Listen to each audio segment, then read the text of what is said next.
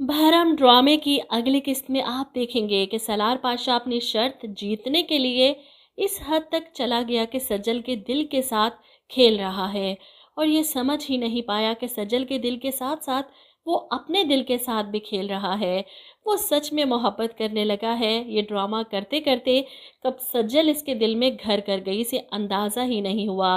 लेकिन अभी भी अपनी फीलिंग्स को ना समझते हुए वो बस दोस्त की शर्त जीतने पर फोकस कर रहा है। सज्जल के सामने घुटनों के बल बैठकर इसे प्रपोज करता है, रिंग देता है। अब सज्जल परेशान कि मैं ये कबूल नहीं कर सकती। सलार इसके इनकार पर हैरान। इतना रोमांटिक वो किसी और के सामने होता तो कोई भी लड़की पिघल जाती। ये सज्जल आखिर किस मिट्टी की बनी है। खैर वो मिन्नतें करके इसका बर्थडे गिफ्ट कहकर सज्जल को ज़बरदस्ती ये रिंग पकड़ा देता है कि जब तुम्हारा दिल माने और तुम्हारे दिल में मेरे लिए कोई जगह बने तब ये पहन लेना। मैं तुम्हें फोर्स नहीं करूँगा ये रिंग पहनने के लिए।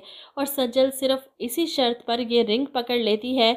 अब घर आती है तो परेशान। सलार के प्रपोज़ल ने इसे हिला कर रख दिया है। ऊपर से ये रिंग वो अभी सोचों में गुम थी जब राबिया बेगम और ताबिश हाथ में छोटा सा केक पकड़े सज्जल की बर्थडे सेलिब्रेट करने इसके कमरे में आते हैं।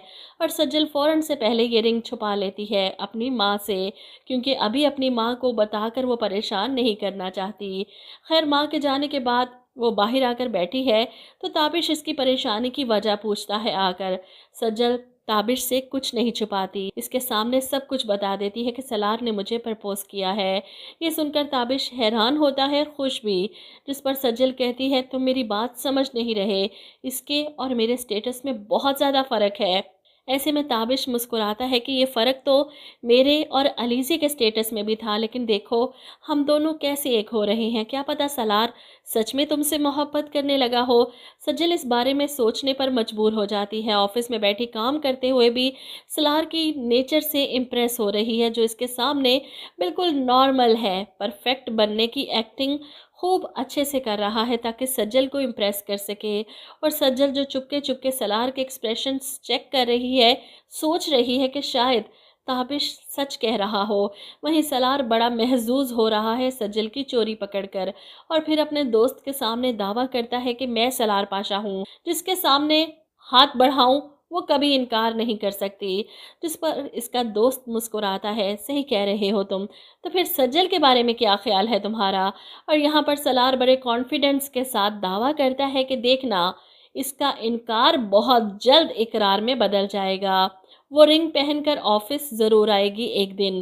खैर अर्जुमंद के तो अपने ही मसले हैं। वो हर तरीके से तैमूर पाशा का दिल ताबिश की तरफ से ख़राब करना चाहती है कि कभी सोचा है कि उस छोटे से घर में हमारी बेटी कैसे जाकर रहेगी।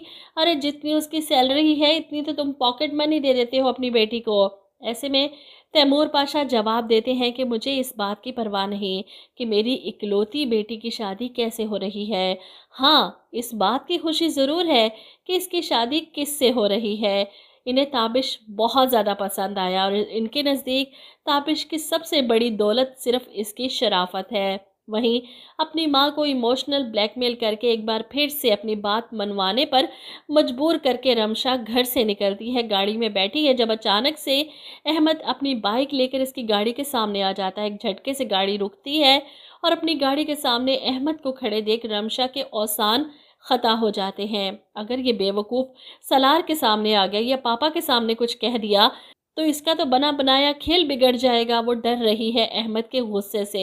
ऐसे में अपने ड्राइवर पर चिल्लाती है, गाड़ी क्यों रोक दी। जिस पर ड्राइवर कहता है कि सामने कोई खड़ा है, मैं कैसे चला दूं।